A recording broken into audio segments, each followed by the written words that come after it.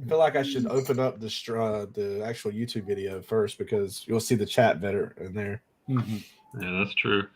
Well, hello everyone. Long time no see. Welcome to tonight's Reseller Roundtable. I know it's been a while since we've had one. It really has. So it's good to see everybody. How's everybody doing tonight? Yeah, doing pretty good. Can't complain. Kevin, you doing all right? I'm doing amazing, man. I got. He's in shambles over there. What are you talking about? I mean, it's been a crazy day. Can you tell? Yeah. All right. Well, I guess probably the way to get back into the flow a little bit. I mean, it's been about a year since I've done any of these, so why don't we kind of catch everybody up? I went full time a year ago, and just kind of let everybody know what you've been up to over the past year, like what's been going on, what you're working on, what type of model you're pushing right now. Kevin, you want to start? Sure. Yeah. Man, I went full time in January. Because really my job didn't give me much of a choice. They tried basically saying, well, they lost their all-state license because they were doing stuff they shouldn't have. And they're like, well, we can have you work at the independent office, but it's going to be straight commission only. You're not going to get a best base pay. And so I think it was me and Scott was on one day, and we realized in 1 week I was averaging like $3 an hour. And my girlfriend's like, Kevin, you're doing so good on eBay. We're doing so good as a team on eBay. And I've been pushing you for months. Everyone knows for like 8 months. I've just been ready to quit and go full time prior to that. And finally I said, dude, I called up and I said, I said this to him exactly like this, because I always had this plan to say, once my hobby income takes over my main income, it's time for me to quit. And that's exactly what I said. Dude, I called up and I said, who's live?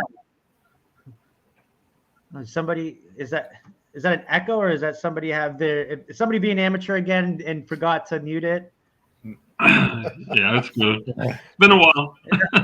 Hey, look, it has. I was about to say it won't be. It looks like you upgrade your internet, Brian. I was sitting here thinking something's different. He's not in his garage. Yeah, your internet's good today. It's good now. Well, because I'm right next to the router. If I'm in the garage where I normally work, not so good. So, all right. So you were getting paid $3 an hour. On average, yeah. My first full week, he's like, yeah, we can try. And then I was like, man, it was a blessing. I quit that day.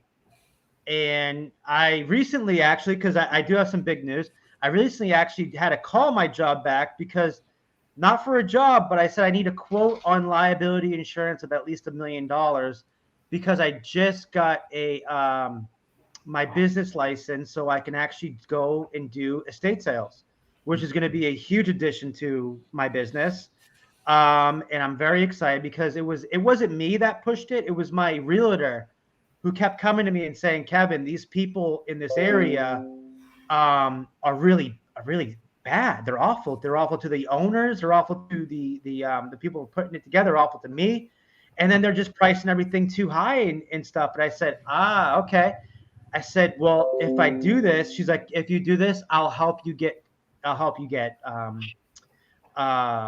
leads. Because she says by law, she can't give them to me. She has to, there's like a law, basically, you have to be able to have other people come in, but you can basically say to that person, like, I think this person is reliable and good. You should maybe try this person. So there's things you can do around that. So I took it and I decided, I'm like, man, I'm gonna do it. So now we're in the research stage. We probably plan on having our first one at the start of the year. Because right now it's fourth quarter, so we're all busy, as you guys know. So now I'm trying to figure out like contracts. I'm trying to find other people's contracts to figure out what I need to do. I already got the insurance lined up. But man, me and my girlfriend are ready, dude. Like, again, everyone knows this here. The four of us, they know that me and my girlfriend work together. It's an equal amount. If anything, she does more work than I do. But this is what I've always wanted to do was estate sales, because I know with my marketing background, my sales background, and I love to talk and I love telling stories, I know I'd be good at this. I think I'd be good at almost anything, but I've always said for the last, I think 10 years is like, I know what I need to be better than these people. I know what I need to do. So I know what I'm going to do. It's just getting the first couple clients, and I'm fine if I do one estate sale every other month or one estate sale to start once a month.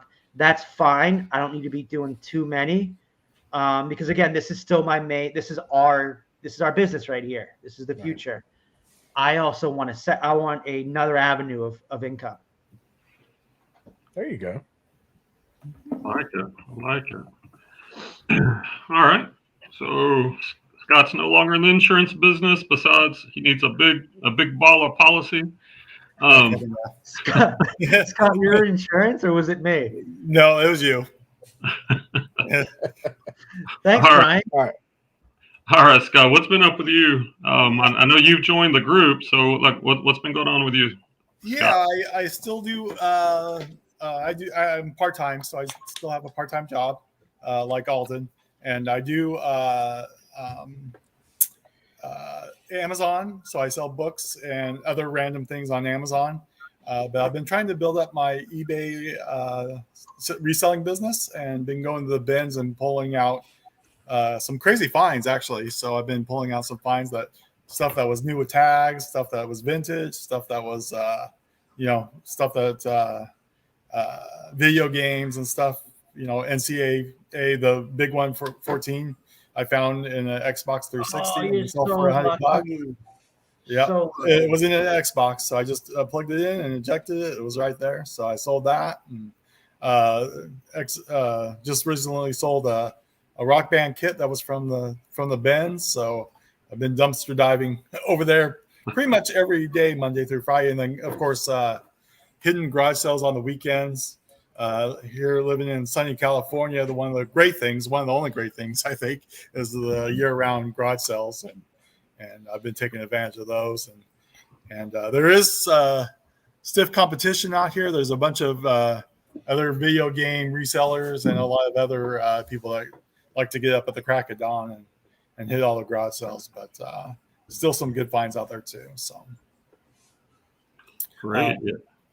I restarted my eBay store in July 17th. I restarted it, started back from zero, and then trying to get top rated seller again. I'll be top rated seller again in a couple days. So just rebuilding that store and going all out with that, with 450 listings or so, and selling 5-6 items a day. So, and like Brian said, I did join Chris's group. I haven't been able to make all the calls, but I've been listening to him afterwards. So I don't know how he does it. He gets up at 6 a.m. or 5:30 or wherever, and I can barely get up at 6:30 or 7. So, but I'm in Sacramento, so I'm in Sacramento, California. So. Yeah, and he has a new baby too. I think she's about 6 months old. Yeah. Connor is actually 2. And we recently did get married in June. We went down to Mexico, me and Taylor. We went down to Mexico and got married in June and had a great time for a week. And eBay and Amazon paid for that. So that was good. That's a great way to do it right there. Yep. Sourcing trip. I love it. All right. Good to catch up with you two guys. What about you, Alton? What's been going on with you, man? Well, I'm still grinding on Amazon. Scott knows he was the one that kind of really pushed me originally to kind of step into broadening my horizon through Amazon. So especially with a few of those leads back in the day. I mean, it started mainly with bulk buying for me of game dryer sheets. I don't know if you remember that one. I remember that. So it was kind of funny where he's like, "Hey, y'all see this?" I was like, "I'm on the road. I'll be there in a minute." But now we've shifted focus quite a bit. I still do eBay a little bit. I help my father in his retirement. He's gotten into the resale game a lot. And just helping build his eBay, especially this will be his first fourth quarter as a reseller. So I've been kind of focusing on more of the teaching aspect with him, just kind of what to look out for. But right now I'm actually pushing my Whatnot app, so that we sell on. So if y'all know the Whatnot application, it's been kind of coming to YouTube quite a bit here lately in the resale community. But me and a few others who are actually approved to sell on there, we sell a lot of Funko Pops. We'll be doing a lot more other things soon, but little things like this. So this will be my find. So I won't have a sale to show y'all tonight know like what y'all do, but I'll show it anyway since we're on the topic. This right here was a $5 Facebook Marketplace find. And this thing sells for anywhere between $120 and $140 if you can find this one. So there's the deals out there. So I tell you, the first little thing is you just got to be patient and be always on the lookout. So I'm just always on the grind. So that's why you haven't seen no content from me, but we're working on that. So we're going to get back to making some content soon. So. All right. Like it. So teaching your dad, that's one of the great things about reselling is that you can help people, take this to whatever level they want to. And, whether part-time, full-time, whatever. Absolutely. All right. Now, well, let me see. How many listens does your dad have up? Right now, I mean, he's not been, the last few weeks, like I said, the last month and a half, we kind of taken a break. But in his first month, I was able to put him up to 67 listings his first month. And as someone new to it who is still learning, like I'm doing most of the listing part, but for him, it's more of how do you know what to source? How do you know or think it would sell? Like what gives you that idea that it would sell? And I was like, you got to look at the solds. You got to look at, just teaching them those basics that most people should already know by now. But he's just like, I just don't see how you would, just based off how many sold. I said, it's a mental game that you got to play of solds versus listed, and what's the percentage and what's the odds you're going to be the one to sell it. So it's just a game, and he's getting used to it. So I tell you, since I've become full-time, I've been able to hone down, like trying to figure out like every day, like, hey, what does eBay do with not what I list, but more of like throughout the day. Do they like it when I list everything in the morning? Do they like everything when I list during? I'm so weird, like an engineer brain. I want to know the science behind their algorithm, of course, for our advantage. But just like the beginning of time, once you figure it out, they change it all. It's so crazy. But I feel like when me and you talked today, Brian, that I kind of had a finger on the trigger of what they really like to have you do, which is like, I do a bunch of different niches. I know Brian does one or two specific niches, but mainly clothing. I do mainly clothing, but everything else too. I have golf clubs, Afghan blankets, everything, antiques. So I've noticed that if you're in one, like your specific category, say you do shoes and jeans, right? Brian, they like it when you at least list a couple of those items a day each. They tend to feed you those sales. So I've noticed, because I think like 40% of my business is blazers, suits, and sport jackets, right? So I notice if I go a few days without listing a sport jacket, I won't get a sale. But if I go a couple of days listing at least 3, 4, 5, 6 sport jackets, those sales trickling down for the next week. So I've noticed that also with tools. Like we have a bunch of tools I bought in a bulk lot, right? When I list these tools, they trickle in. If I stop listing them for a week or two, I don't get many. I'll maybe get 1 or 2 sales in a week, right? And I've noticed that it seems they don't want you to go outside of certain categories, and they'll give you a really good bump with sales if you keep inside those categories, which it sucks. I'm like a flea market. I sell anything because I believe anything is money, and I have that knowledge. So yeah. Well, I guess let me real quick recap, because I haven't been on here almost a year. Like September 16th of last year was my last day teaching, and I went full time as a reseller on that day. And I remember driving. I don't know where. I think I was going to the post office, and just the joy and kind of the terror too, because I gave up a sure thing to resell. And right around that time, I also joined Chris, Daily Refinement, his group. And that was at the same time that he was beginning to collaborate with Tech and Sports, where now they have a paid Facebook group. And I joined the paid Facebook group. And I'm not trying to make I don't get anything from that, but honestly, that was the best decision I ever made, because at that point I was selling everything, and I get the idea of the treasure hunt, and it's fun trying to find those BOLO items, but if you want to be the best reseller, you have to kind of model yourself. It depends on what your goals are, but if you're just trying to make as much money as you can, you got to find the people that are making the most money. That's tech and sports. So after joining their calls, talking to them, learning from them, I then began to niche down. I guess, Val, to get to your question, because before that I was doing auctions, garage sales, antiques, everything. And I was probably making 5,000 to 6,000 gross per month on eBay, like last summer or the summer before. But once I started narrowing down, and I chose clothing and shoes because it's so easy to scale. And I did kind of go crazy. Like at one point, I had 3 virtual assistants. I had 2 people sourcing for me.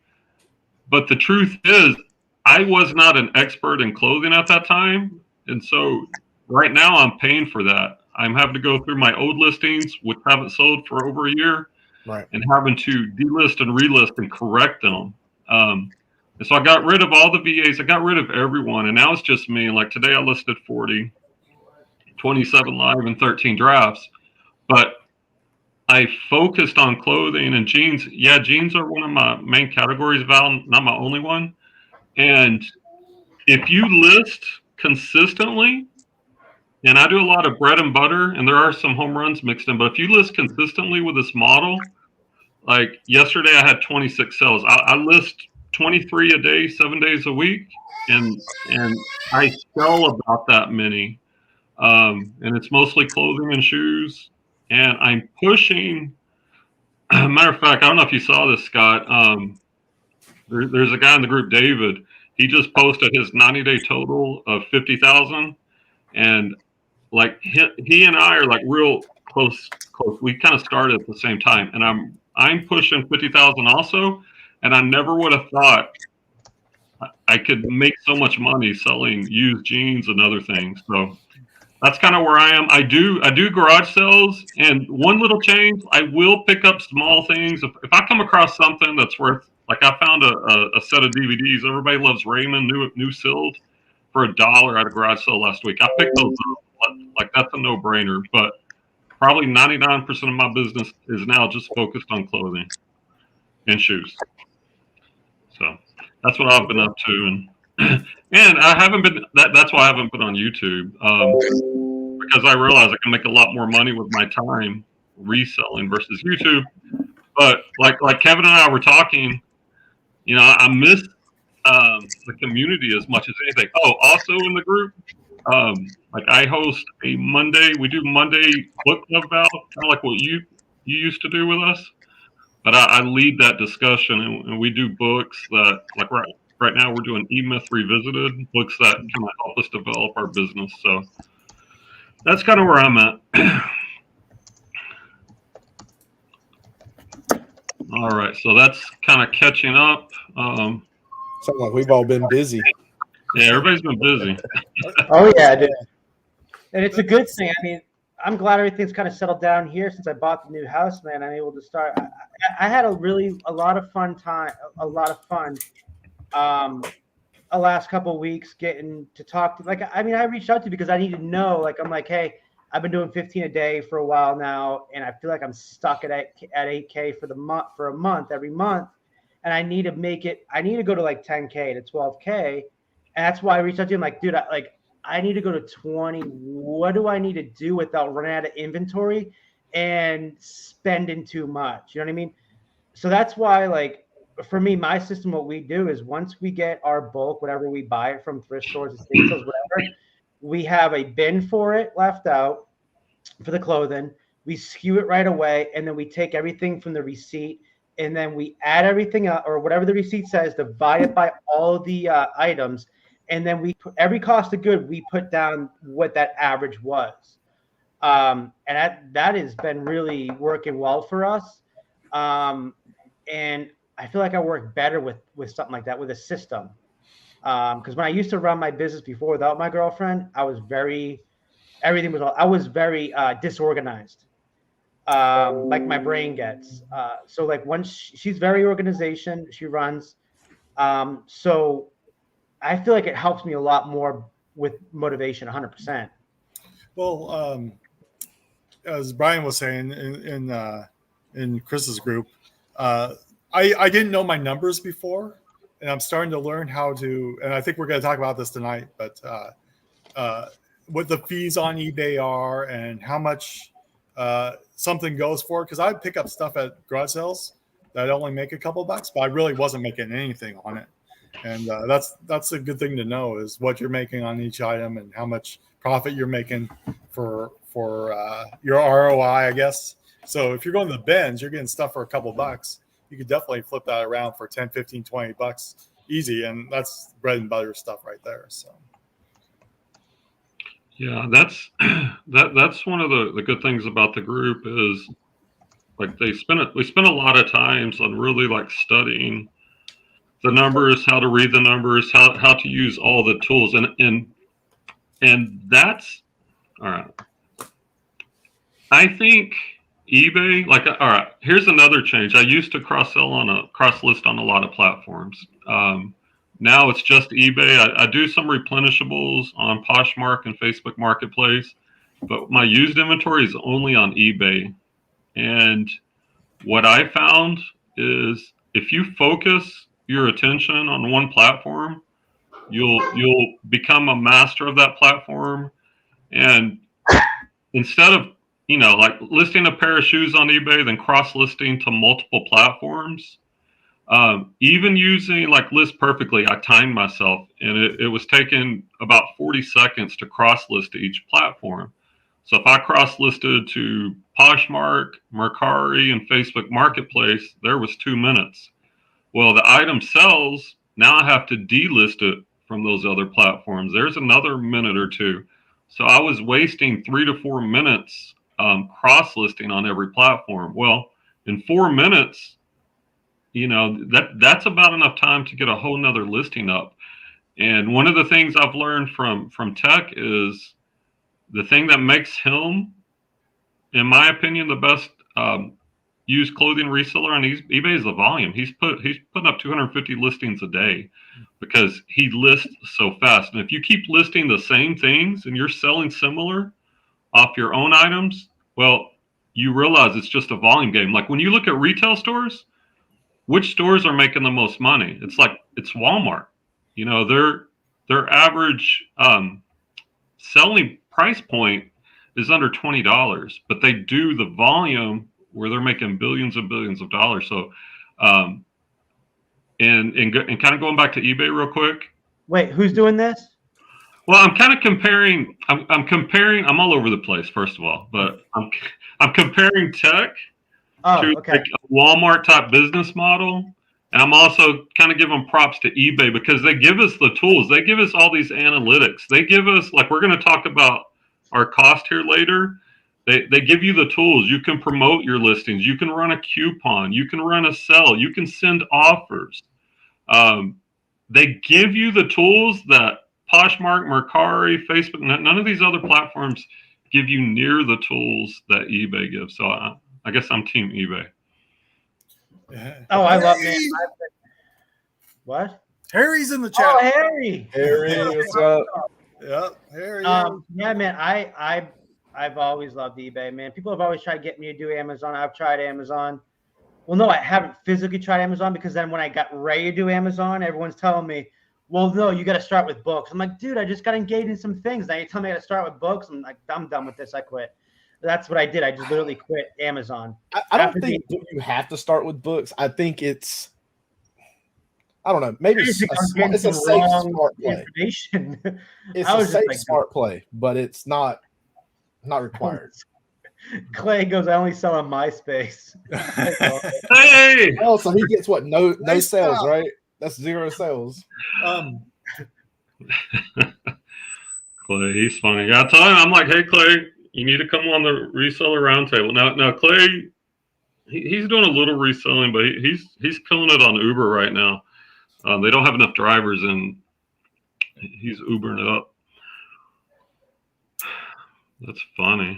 Yeah, eBay gives you all the tools. And Val, yeah, like when a year ago, I had maybe 1,000 listings, and like right now, I hit 6,000. But actually, I'm at Reseller Nirvana which means I'm selling as much as I'm listing per day. And I'm listing 23 a day, and I'm like yesterday I sold 26. So my numbers are actually going down. And my new strategy is slow grow, where I just want to add, like next week, I'm going to do 24 listings a day. And then the following week, 25. That way, my expenses and my revenue and everything will keep up. So once I max out everything I can do, and I'm guesstimating that's probably around 60, 70 listings a day, then I need to go out and get help, whether it's a VA or a lister, a photographer, whatever that How may be. many listings do you have listed? Well, I hit 6,000, but it's been slowly dropping down because I'm selling a little bit more than I'm listing per day right now, which is a good thing. And my cash flow is much better than what it was because I tried to grow too fast, and I was pushing out 50, 60 listings a day, and that really grew my store. And the truth is, like, I didn't know what I was doing as well as I should have been. I was just trying to grow. I had 3 VAs. I had 2 sourcers. I have 3 storage units now. So my expenses were growing way faster than my revenue, and I couldn't maintain that. And then I talked to Tech about it, and he's like, "You can't grow that fast. You got to slow grow." And I've embraced slow grow, and that's where I'm at right now because I know over the long term that slow growth, it'll get me where I want to be. And because here's the thing, like today, like yesterday, I got 40 listings, including drafts up, and it was like 3:30 when I was finished. So I'm finishing earlier because I'm becoming more efficient. And if you finish earlier, you could either have more free time or you can add more listings. And so my goal is to slowly add more listings each week and still finish at the same time or even earlier. So, Brian, since you've been selling in one category, jeans mainly, for the last year, what have you learned in the last year from when we last talked, from our last live to now, as far as sourcing clothing? Well, I think the thing I learned, well, I mean, I've learned a lot, but I used to, like Chris calls it squirrel brain, and I have the same issue. It's fun to buy auctions. It's fun to look for big bolos because that's what people like to look at on YouTube. But if like when you go to the bins, a lot of people know about the bins. You see the vintage tea guys there? Yep. They spend all day there, and they come out maybe with a couple of home runs, right? But I go there for an hour and a half, and I've bought 100 items that'll sell for $25, $30 each. So I make way more money off my bread and butter than they will. And so learning to embrace, and it is kind of boring. Like, I mean, I've even talked to y'all about it. I get it. It took me a long time to be okay with just listing one thing, because you do lose the excitement of looking for those grails, right? But you can scale that. Like when I list my inventory, when I ship, everything is streamlined. I only use a couple of different mailers. All my inventory fits in the same thing. I don't have to spend 30, 45 minutes boxing up a VCR, bubble wrapping China, things that I used to do. Because in that same time, I could list 5 or 6 more $20 items. And there's a lot of people in the group. It doesn't have to be clothing. Like whatever niche you want to do, you just need to become an expert. And if that's your goal, so Kevin, same question. What have you learned in the last year from when we last did our live to now? Man, I learned that I don't know. I've learned so much. It's insane. The biggest thing I've learned is that just be consistent every single day. You wake up, which is hard for me to do, wake up and be consistent because my brain is so scatterbrained. It's ADD. It's what I got. But my girlfriend's great at setting schedules, man. And so, like, if we go off the schedule, we try to talk to each other, try to like, okay, let's get back on the schedule. But literally, like, we've been 15 listens a day for like probably since about 5 or 6 months. That's why I said I think we need to start doing 20. We're at fourth quarter, and we need to make more than $8,000 a month, and that's what we. I feel like that's where they stick you at. If you do 15 a day, no matter how much inventory you have, I have 2,300 items. They give you $8,000 in sales a month, right? And then I've noticed I do about 200 sales a month. So like I need to be more than that. I need to be like 300 sales. And I need to be like 10 to 12,000 a month. Because my bills alone, my own credit card bills, because there's 2 of us now, right? Not just me. So this takes care of our whole income for the house. So like my bills and my girlfriend's bills, our mortgage, car insurance, everything, and my credit card debt adds up to $4,600 a month. Okay. So we need to be around 10 to 12 grand to be living a little more comfortable. So that's why I said I need to get that 20. And then I think I'm going to try to start doing what you said in probably about a month or so, trying to do, okay, let's get to 21. Let's get to 22 a week. You know what I mean? Like you were doing. Make steps for right. it. Yeah. Because like I said, I've been, Brian really showed us a long time ago. And I just picked up on, I'm like, well, let me write down. And we learned from that group. What group were we in, Brian? I used to be in with you. Chris's group. Chris's group. Yeah. So I got back because I think I heard it in that group that time yourself to see how quickly you can get done with these listings. So I'm looking at my listings the first day. You know, I was averaging like 8 minutes a listing.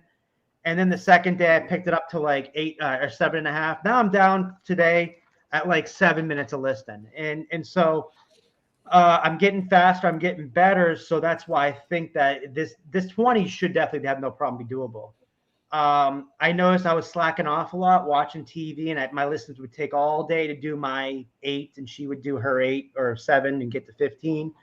So I've noticed since I sat at the desk here where I'm at right now, I've been able to either put on music instead of watching TV or YouTube, put on music and just start plugging away and treat it like a real 9 to 5 job. So, and I've noticed since I've done that, I've been getting done from 9 to 3 or 9 to 4, and my listens have gotten quicker. So I'm doing this to figure out if this is gonna be feasible, if it's gonna be quicker. So yeah, I mean, for me, I think so far it's helping me a lot and motivating me a lot to write down how much I'm listing each item, you know, on my timer on my watch. Yeah, because I mean, when you think about it, and we're talking about this in the book club that I lead, E-Myth Revisited by Gerber or Gerber.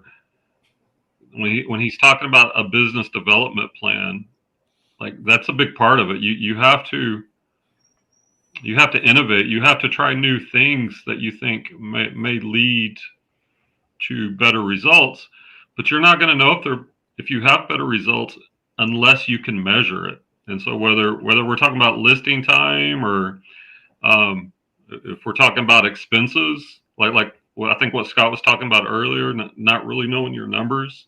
Yeah. Like you've got to figure out how you can measure these things. Well, that's what I do.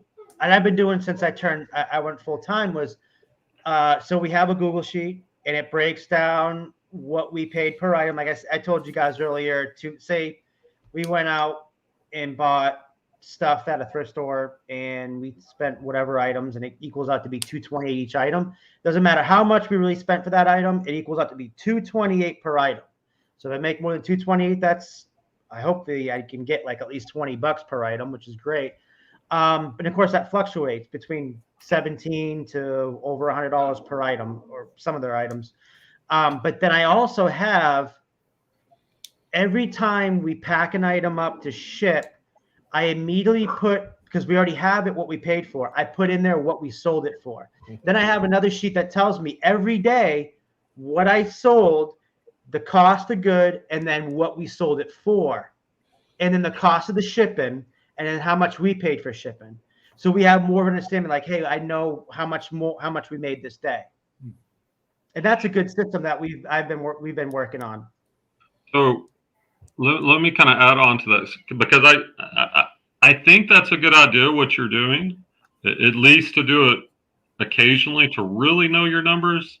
But one of the bigger improvements I've made over the past year, I used to do line by line entry, and I was spending hours per week doing that. And when I switched to GoDaddy bookkeeping, where it's mostly automated and it runs all those numbers for me, where maybe I have to, like, Thursdays is usually when I do my weekly, just kind of checking on it. Now I spend 30 to 45 minutes a week, where I was probably spending 4 to 5 hours per week. And that switch is kind of like going back to the Tech and Chris mindset of being efficient. And that's a good question. Like, all right, for you guys or anybody in the chat, like, what's an improvement you've done over the past year that's really led you to be more efficient, to save time, or just to be more efficient?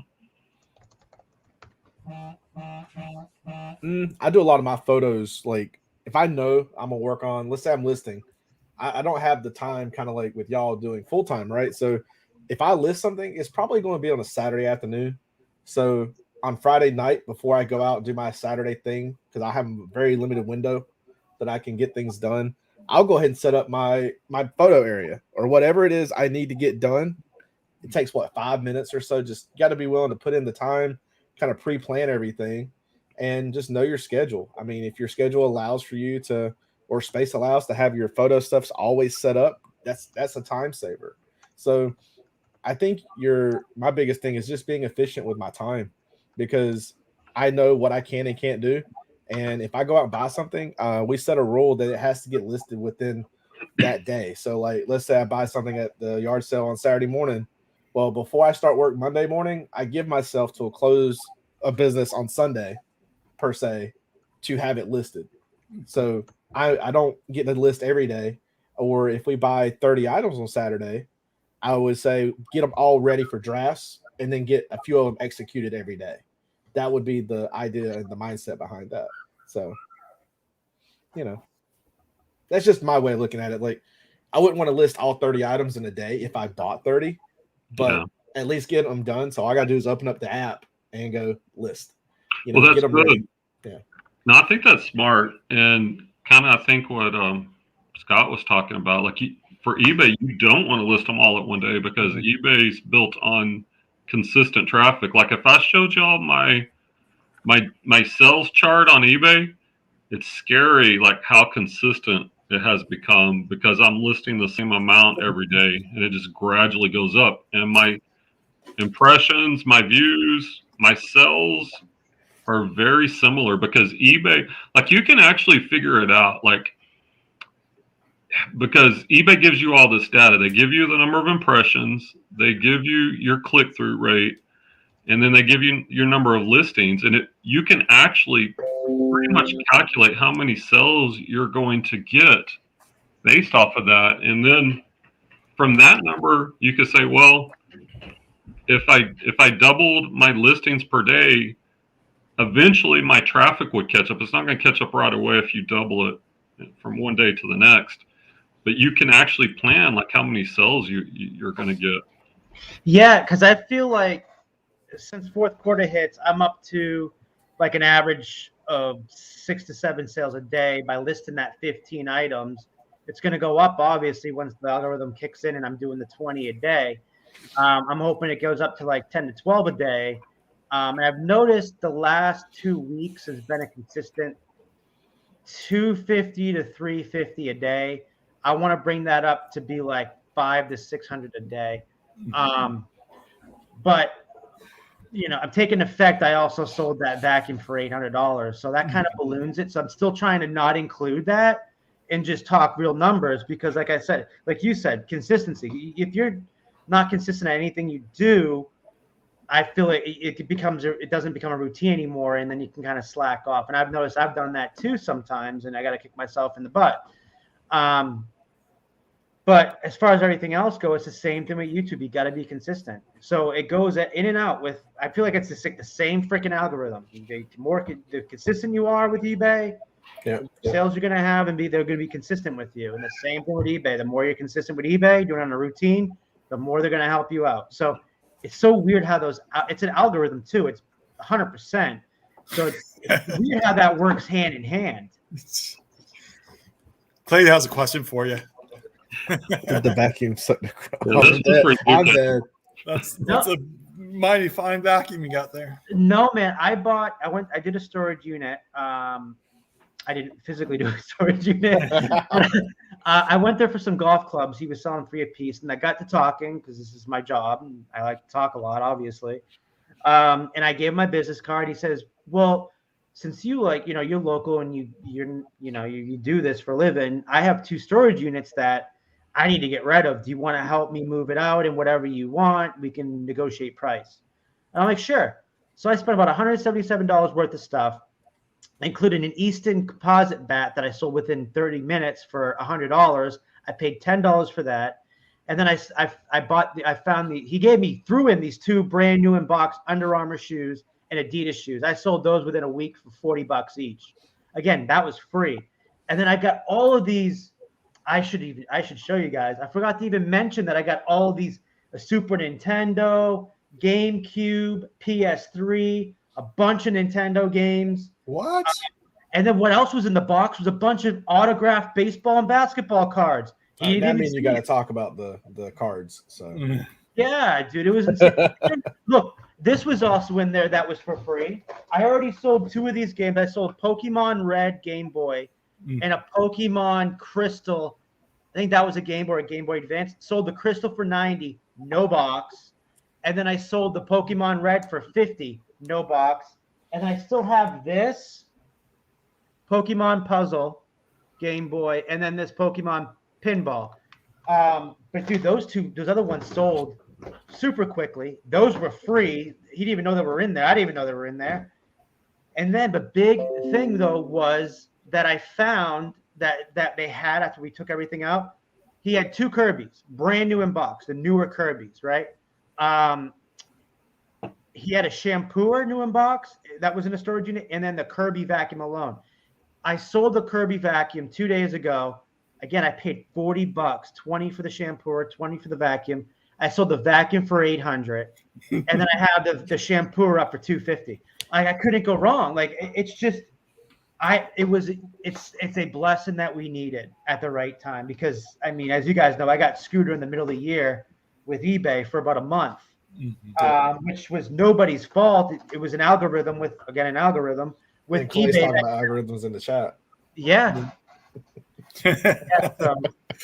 Clay should go on the stand-up comedy tour. He should come on here. Let's talk reselling. But no, so like that storage unit has just been a blessing, and that's just me asking the guy, just saying, "Hey, listen, you do this professionally. Do you want to pick these? Help me move. I've been having to get these out. Do you want to help me move it out?" And I mean, that's how it happens sometimes.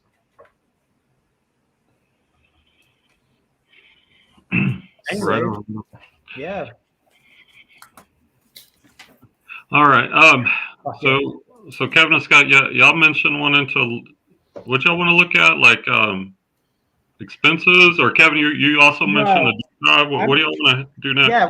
When we had that talk the other day, I was thinking, you say you go to 7.1 on your clothing and stuff. If you don't sell anything within the first day you list it, because you get that. I don't know if a lot of people in the chat, but obviously Brian knows. We know from being what was this? I keep forgetting his name. Daily Refinement and Tech and Sports. That group, yeah. Sorry. Yeah. You. Thanks, Scott. Yeah, I'm a helper. I don't know what type of helper you are, good or bad. So probably bad. Yeah. So terrible. But anyways, no.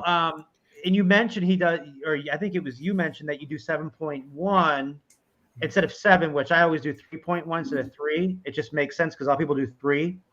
But that's why I was wondering, like, for clothing and everything else, what is it? Is it 10%, 13% with fees?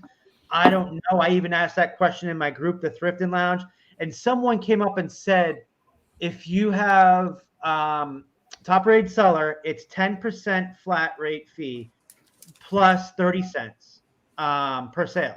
So then I'm looking at it, I'm like, okay, well, it's less than Poshmark. If I do 7.1%, I'm still sitting at 17.1. So I'm doing half and half. I'm not listing. I'm not doing any promoted listings, or I'm going to do the 7.1 and try it that way. Because I've been so stuck at 3 that I went to 4. Now it just seems like everyone keeps ballooning up the average per, promoted listing to 7. Now we're at. So I'm going to go to 7.1 and see how that works for a little while. Well, and I don't think there's not a one size fits all answer for that question. I know like Tech and Sports does 10%, but he makes so much he does it right away. I was doing that for a while, but then I started to test it because my thought is, well, you get a natural boost when you list an item. So I don't promote right away. So I wait. It's part of my routine. I'll promote things that are over a week old. And for clothing, I'm doing 7.1%. Because I've kind of played with the numbers. I went over the past year, like I started at 1%, and then I moved all the way up to 10% over the course of a year to kind of see like what it did. And to me, like there wasn't much more gain above 7%. Like it wasn't worth the extra fees I was paying.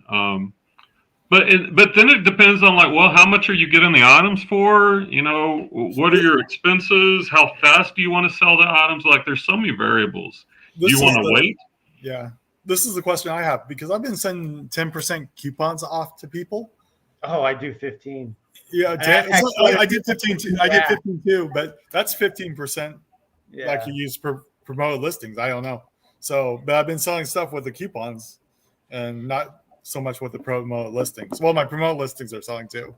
I feel like those coupons have been such a blessing in disguise, man, because I have a store coupon, just my store only. So when you go to my store, it says Thrift 2021, 15% off. Mm-hmm. Well, some of these people are smart enough, and I didn't know this, when they go to buy the item, they also add the other discount. That's another 15% coupon. So some people they get 30% off of the already 40% off sales I run every day. Oh, they're stacking coupons. Well, yeah, but they're stacking coupons. Thanks, eBay. But no, I tell you, I'll do that. That's fine. I'm still making a really good profit. Yeah, but should I be promoting everything at 15%, not giving the 15% to the customers? I just do. I usually do 3.1 to 4.1. This is my old school way, but I'm going to be moving up to 7.1. But if I see I have an item, because I think this is how it works too, because you're only allowed one listing per page. Like if you have a Laurel Piana suit, you're only allowed that one listing. You can't, no more can you do double listings where you get the promoted listing, you get the non-promoted listing, you're in the same section. It's only one. My thing is, if it doesn't have a good first day and what it looks like views, then I do my promoted. If it looks like I have a good first day, like usually 40 and above the first day, I watch it for the following week. And if it's consistently going up, I'm not promoting that item, because I feel like if I promote it and there's already a bunch of people promoting it even above 7 or 10 people, some people are insane. They'll do 20 because they just don't know what they're doing and they shouldn't be on the freaking platform. At that point, we should just just throw people off the platform and doing that shit, because all you're doing is you're giving money to eBay and you're feeding their brain to do more fees. So what I notice is if I don't do, or if I do a promoted sometimes, it's even worse, because if I'm at the top and I promote and it's not a high promote, boom, I'm going down. That's how I'm pretty sure that's how it works. If you have a good start, because no matter what, on every top 10, you're going to have 5 promoted and 5 non-promoted in the top 10, right? So I want to be a non-promoted because I want to get all my I don't want eBay to have my fees. The best bets being non-promoted on the first page and then one of the top 5 or top 10, right? But the thing is, if you promote, there's a really good chance that you're not even going to be on that first page. You're going to lose your first page if you promote. Well, if you think about it, like, so when you go to a store, just say you go to Walmart, right? And you're going to go get like hamburgers and soda, whatever you're going to get. As you're checking out, they have all the candy there, right? You didn't go for the candy, but you may see some candy that you like, or a toy or cards or whatever. That is eBay's promoted listings. That's their version. Like Like they're throwing our listings up to people who are searching for similar things. That's not what you exactly asked for, but it's going to show up in a certain, like, promoted does not convert as well as organic, but if you get enough of it, you're going to get some sales from that way. So like somebody in the group, like I from my daily accountability, I take a screenshot where I take a picture of my number listed daily and some other data. And somebody was asking me questions about promoted versus organic. Like yesterday, I think I had 58% of my sales yesterday were organic versus like 30 or 68 were organic and 32 were promoted. And he was asking me, he said, because most of his sales, like 80% were promoted. And he's like, well, how come? I'm like, well, I don't promote my listings right away because they get a natural bump from eBay because it's a brand new listing. I'll wait a week. And then if it hasn't sold, I'll go ahead and promote it at that point. And when I made that change, my percentages began to change a little bit. So I don't know. And it's hard, like what Scott was saying. There's so many variables. Like, is it better to promote at X%, not do this, do that? And I think the answer is you've got to experiment with all this stuff and try it and see what works. And it's going to be different too, right? Like if you're selling an iPhone, you know, that you're not going to have to. Certain items are going to sell faster than other niches. Mm-hmm.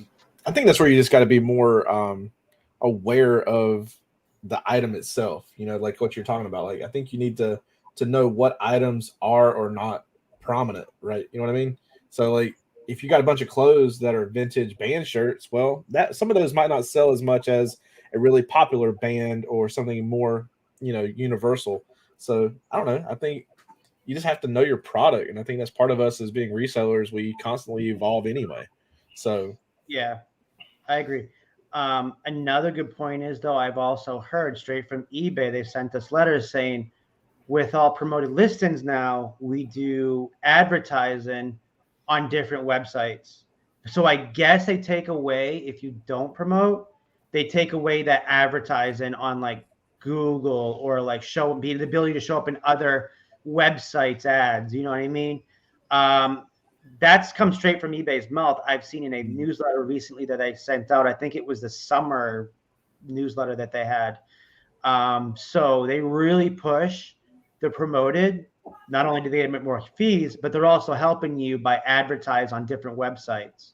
Right. Mm-hmm. And you can actually see all of that. Like they give you all this data. Like I'm looking at mine on another tab. If you go to the if you go under performance under sales, they give you all your selling costs, your fees. And then if you go down under sales, like over the past month, I'm looking at 61.8% of my sales have been promoted versus 38.2% have been organic.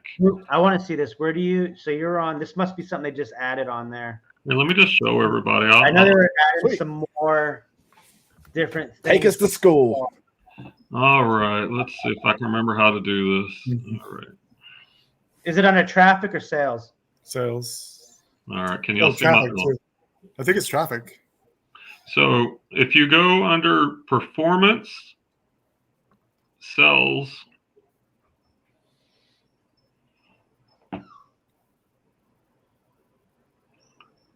like it'll give you like here, let's just go over this data. It'll give you your total sales over the past month, taxes and fees, your selling cost.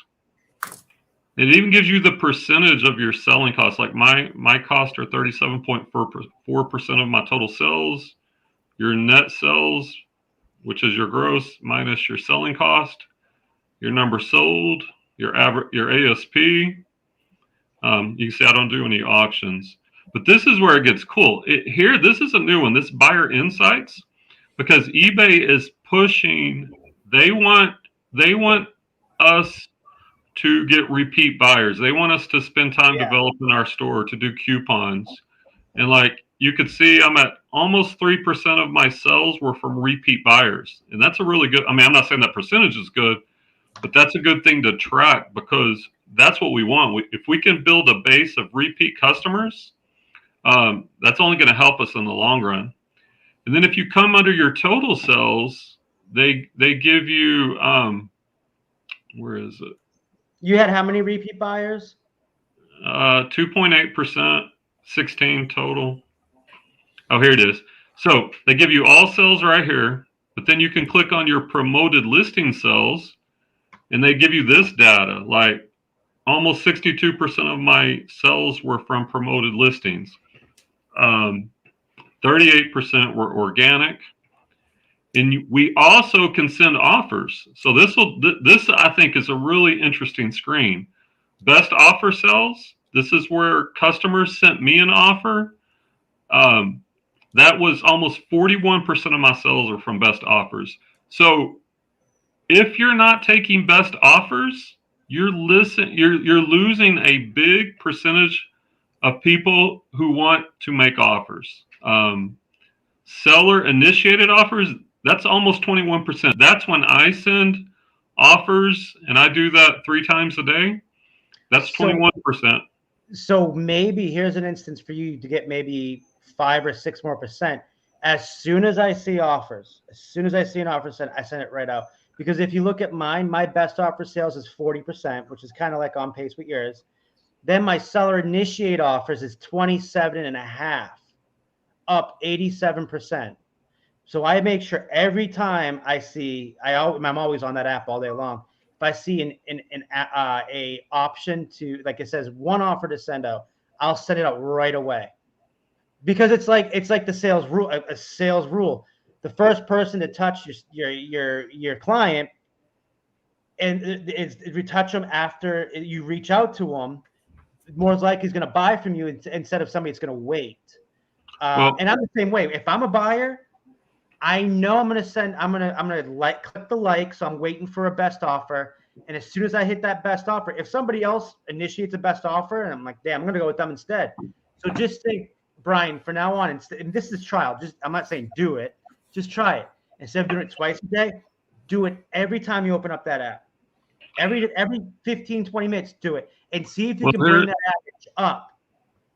But here's my thought. Now, I agree with that. And eventually, I want a virtual assistant that's all they do, because I agree with you. But there is a cost to that. Like if I'm taking photographs or doing measurements, or if I'm listing, I don't want to stop what I'm doing every time I get a notification or to check the number of watchers, because every time you stop what you're doing, you're losing your momentum. And when we were at Atomic Habits, like there's a stat that James Clear quotes that every time you switch from one task to another, like it costs you 20 to 30% roughly. I don't know the exact number, but somewhere in there of your time for your mind to get back into the groove it was in. So being herky-jerky like that, I think I wouldn't be as efficient. So I'm trying to balance efficiency with all that too. But I mean, I agree with what you're saying, but if I'm constantly doing that every couple of minutes, then I won't get as many listings up. And ultimately, I think I'd rather get more listings up, because I think that's the ultimate key. I'm lucky. I have a coworker, my girlfriend, who does the pictures. So I'm able to do that. Like, that's why I'm always on my phone doing that, because I'm able to do that. Unfortunately, how much are you paying your coworker? Half the bills. Well, we may have to hire her. We'll give her a raise. She is phenomenal. Dude, I can't tell you how many messages I get from eBay customers. I've never seen it. That always says, dude, I have no clue how you pack this item, but you could literally drop it off a roof and it won't smash. That's how good she is, man. It's insane how lucky I have in her, man. She's literally the driving force of this business. And I'm like just the person that lists and finds the stuff to sell. That, I mean, it's such a blessing to have somebody like that, to have two people. It's not everybody can do that. It's really hard. But I wanted to go back to what you said about promoted listings. So my promoted listings are 37.4, but my organic is 62.6. That's up from 23% last month. And I think what it is from not promoting right away. Yeah. I'm looking towards more doing the 7.1, because if you're doing that, what was it, 67% unlisted, promoted, that's a no-brainer. I should be promoting more than the 3.4% that I'm doing. And it's hard to answer that because, like, if you don't promote anything, obviously you're going to have more organic. But the bottom line is we want more sales. So it's like trying to find that sweet spot. And I've even been toying with, like, and what I may do eventually is, like, right now I promote after 7 days. Maybe next month I try promoting after 14 days. And what does that do for my percentages? And more importantly, but if my percentages get more balanced, but yet my net sales drop, well, then that's not a good thing to me.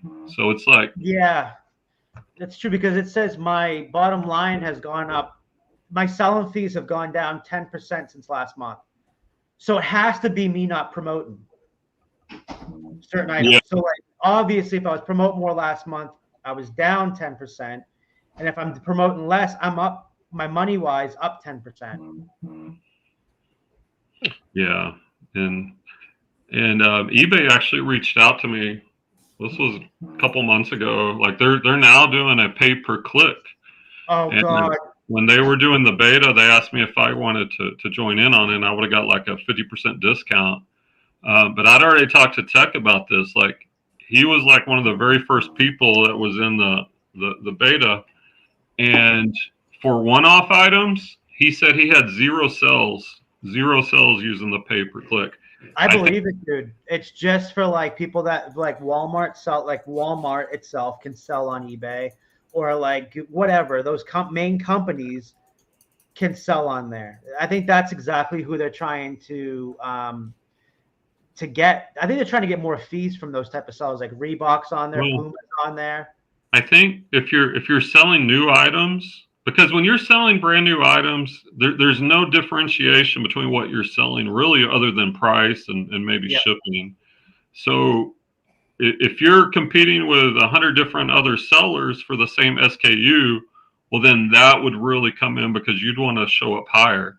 But if you're doing one-offs, like I think we mostly are, well, you don't have as much competition. Like earlier today, I listed a pair of vintage Levi's from the 70s. Pretty cool. By the way, $1 pickup at a garage sale. I think I got it listed for like $89.99. But there are only a handful of those available on eBay. So it wouldn't make any sense for me to do pay per click, or even for that matter, really to promote it that much. Yeah. Well, because it's not so really, rare. From what I gathered from reading it, it doesn't even guarantee. It just guarantees that the click. It never guarantees an engagement with that person. The engagement sucks on it. I did a couple listings, and I did it for 3 days, $2 a day, because that's all I want to put in my budget, right? On 3 different listings. So, and again, that adds up quickly. And I only got a couple clicks, but a bunch of engagement. But I'm like, dude, that's useless, because I'm not getting views. I'm not getting people clicking. I'm literally not getting people viewing this item. It's pointless. So I quit that and just did regular promoted. Yeah, I think it's exactly what Tech said, though. Exactly. You know, it's for people that just have more than one-off items. They're just like, that's all they sell. That now, one item. I could see where, like, if kind of like what you were talking about with like the big box stores like Reebok, or if I had, let's say, let's take shoes, right? Like, if you had a bunch of brand new shoes and you had a source to constantly get them, of course, the more volume, that cost of acquisition per customer's eyeballs that potentially could be a buyer, I could see maybe pay-per-click being an option, because how is that any different than them putting a sell on for you to go to a store, in person to do window shopping? It's nothing different for that impulse buy, I think. But for what we do, unless you're going to be stepping up to buying the same item and putting up there 1,000 times, 1,000 item or whatever, you're doing yourself a disservice. Like, you're wasting money for nothing, just so you can say you're using a piece of eBay that is useless. I hope it goes away. I don't like the paper. It's bad enough that you're taking from us, the promoted listing on top, let alone now you're going to compete with us with pay per click. Dude, I can't afford that crap. That's insane. And then I don't know if you guys found out, but I read e-commerce bites all the time. It's the best publication for eBay, Amazon, Etsy. And they mentioned that eBay snuck in a new patent for compete in best offers. So no joke. It's a patent eBay just did. That's dumb. I can pull up the article. They're doing, if somebody sends me a best offer, and if I send it back a lower best offer, or my understanding is that only if you decline it.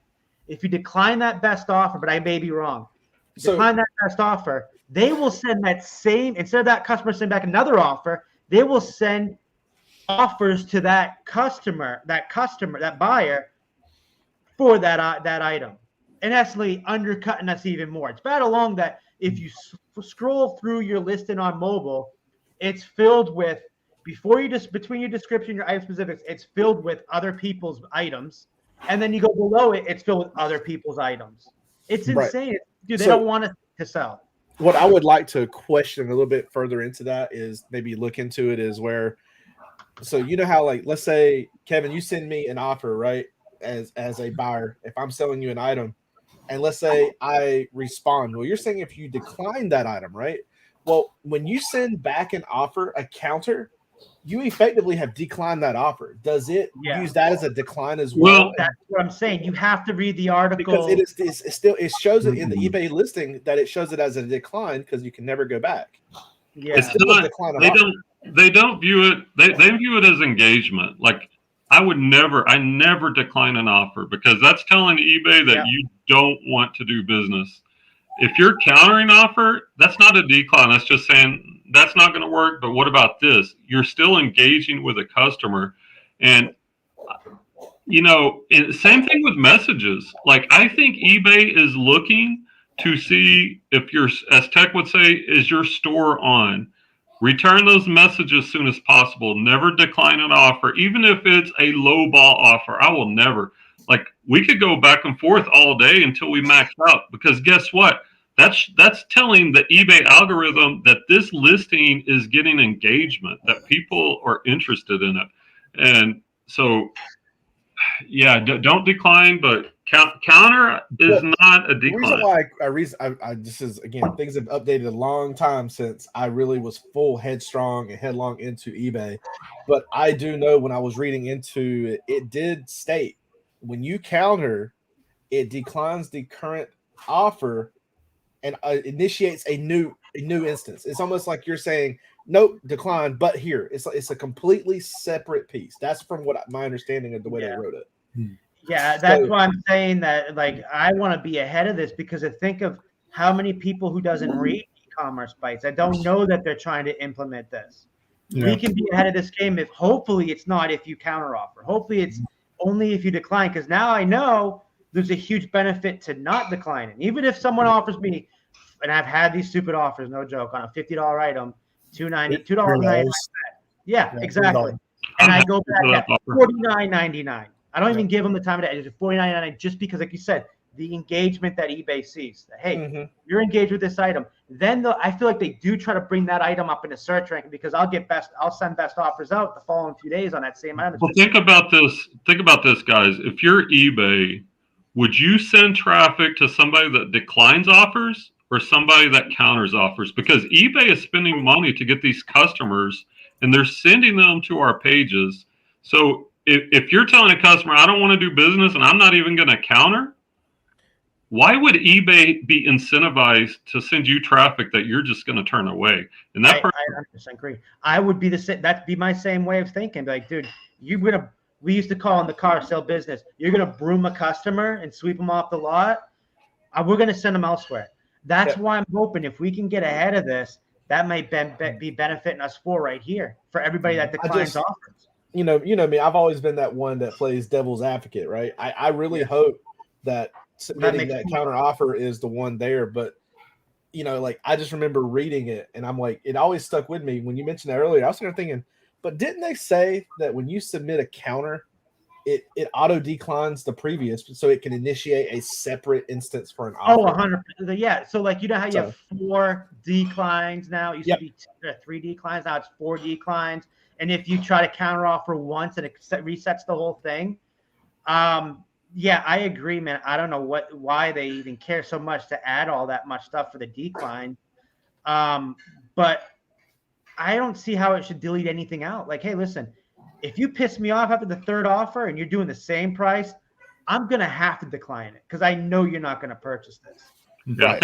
I think Niche Lady hit it on the head. Just program. Technically, yes, but as far as the negotiation, it's still in place. Yeah. Yeah. So I have to get going, guys. The house is getting crazy. I don't know if you can hear it in the background, but I guess we're gonna do this weekly. Yeah, Thursday nights, man. Okay. All right, yeah, we'll do it next Thursday. Well, do we want to decide who's hosting it next week?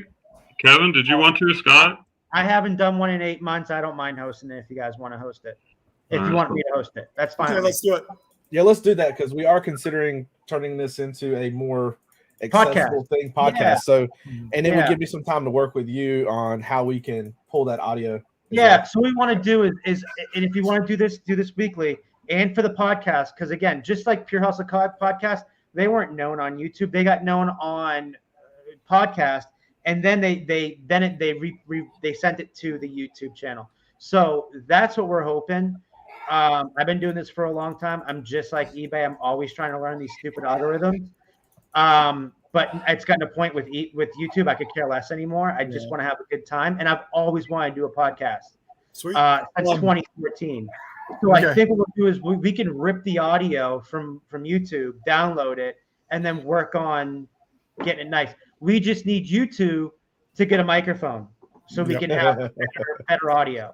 Okay. And then Clay, because I'm going to go down to Dallas in a couple weeks for the Cowboys game. So he wants to know when I'm coming to town. I don't know yet, but I'll get that this week when I get down to Dallas. So, yeah. Well, and to answer Niche Lady's question, like why would they give you an auto decline if it counts negatively? If you think about it, eBay gives us lots of tools, and we have the freedom to use them however we want. But what are the optimum ways of using them? Like there are advantages to auto decline and auto approve. Obviously, it saves you time, so that's an advantage. But then I guess you got to ask yourself, at what cost? So to kind of go into a little bit, I do think, and I might be wrong, so I'm going to have to go verify, but from what my understanding, what auto decline is, it's never a submitted offer. So like it protects you as a seller. You'll never really see it.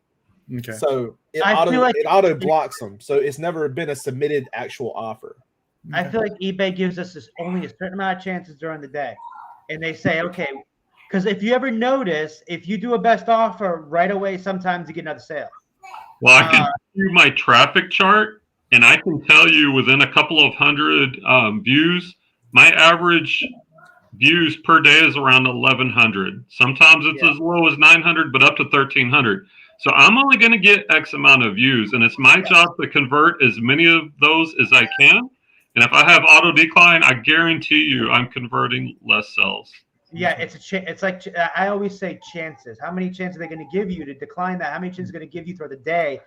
And then just say, hey, listen, you haven't done crap today. I don't know if we're going to send you anything right now, you know? But that makes sense too, though. And it also sounds like everyone's saying podcast. They all like. I feel like I like podcasts too because it's not on live, and you can just put it in the background and listen to it. Mm-hmm.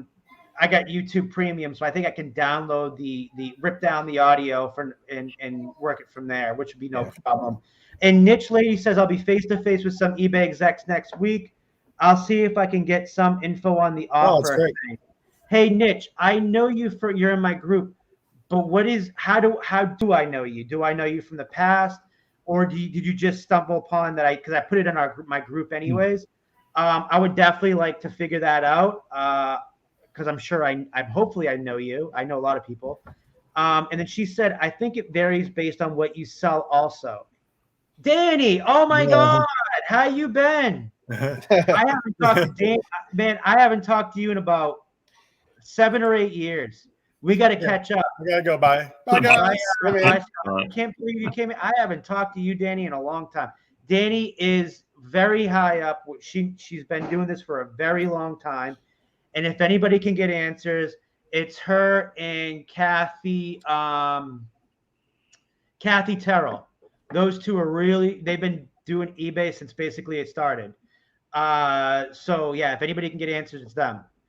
And I'd love, Danny, I'm starting to do YouTube again. I would love to hang out with you and have a talk, maybe do another interview with you and catch up, or even just do a private hangout. It's been so long, and I haven't seen you forever. All right. So we're all right, fellas. All right. So next, by the way, like, subscribe, all that good stuff, I guess. Next week, next Thursday, around the same time, we'll be on the Thrifting Lounges channel. Yep. And then us guys, we can talk behind the scenes a little bit more about trying to get the podcast up and rolling. Definitely. I'm very excited about that because I've always, since 2014, I've been wanting to do a podcast. And a lot of us feel more comfortable doing a podcast instead of a live face-to-face YouTube video, because some people are self-conscious.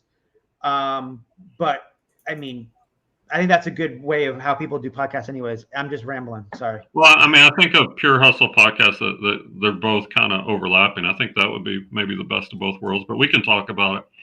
All right, guys. Well, thanks for everybody that came out. It's been a long time since we've been on. It's good catching up with some people we haven't seen in a long time. Yeah, definitely. 100%. I'm glad it's nice. All right. So we'll see y'all next Thursday on Kevin's channel. Everybody have a good night. All right. See y'all. Peace.